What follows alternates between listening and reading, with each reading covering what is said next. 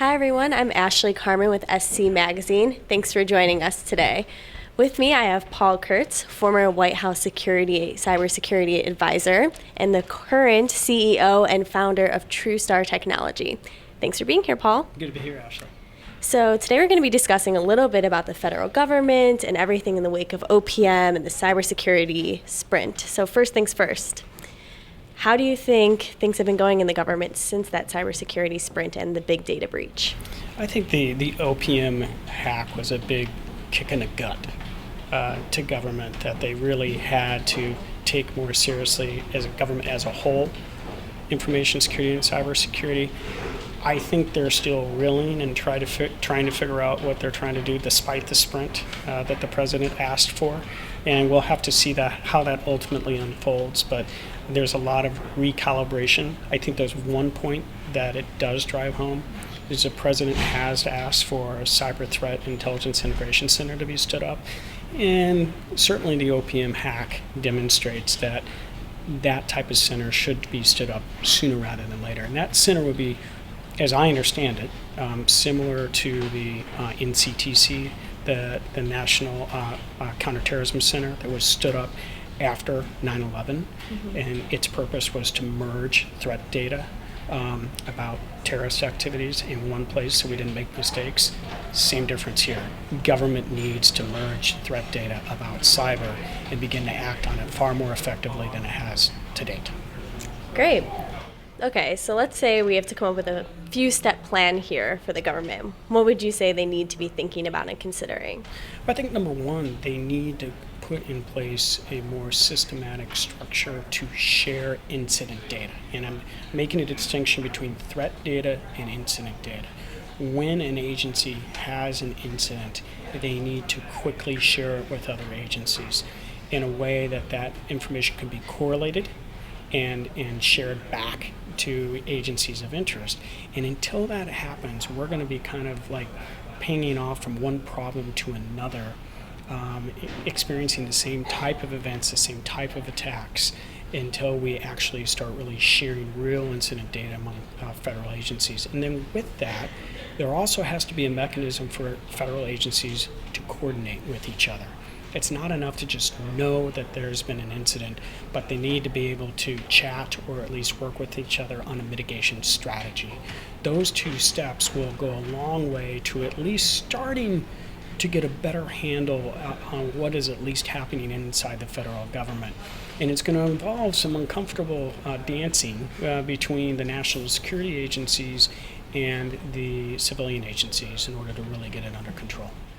When you look at what the bad guys do, most of the damage is done within the first 24 hours.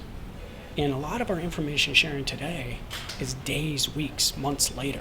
It's after you button down an incident that you actually start talking to others and say, well, yeah, I meant to tell you, 2 months ago, we experienced this problem. Meanwhile, everybody's been had in the meantime. Mm-hmm. Yeah, it's definitely a challenge, clearly. It is. And look, and everybody's grappling with this. Mm-hmm. Private sector is grappling with this as well. We have information sharing and analysis centers that have been stood up since way back in the day under President Clinton. He advocated for those. And we have some mature models in place, but they're almost sector specific.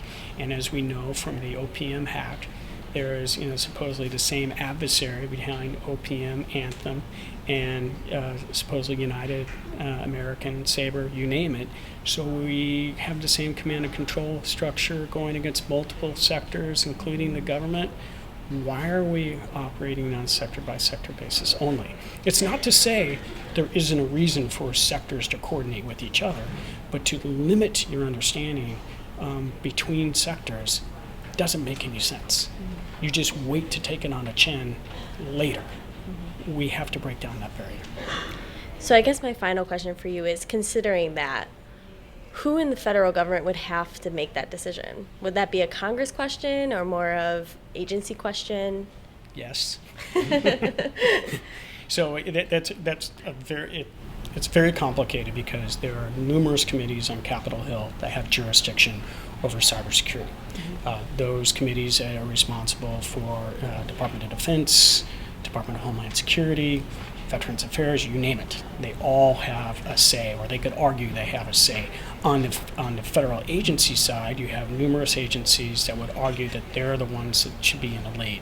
Department of Homeland Security could logically argue that they have a big role to play. But if you're sitting over in the Department of Energy, they have an important role to play with our energy infrastructure, and certainly some of our other programs involving the national labs. Treasury with finance. So how do you actually pick the winner or the loser? That's exceptionally difficult to say. So where I would go is, this is where we need to think more carefully about what is the role of the cyber threat Intelligence Integration Center, CTIC, we'll just call it CTIC. What is its ultimate role? How does it span across agencies? Right now, it's just governed for the national security. It's addressing the national security agencies, which I think is probably the right place to start. But it is a complicated problem, and I think, like I said at the top of the interview, it's a kick in the gut. OPM was a kick in the gut. And where we go from here, I think we're going to be charting it out over the remainder of the Obama administration, but in large part, the real systemic issues won't be addressed until the next administration. All right, well, thanks so much, Paul. Again, this was Paul Kurtz of TruSTAR Technology, and I'm Ashley Carmen with SC Magazine.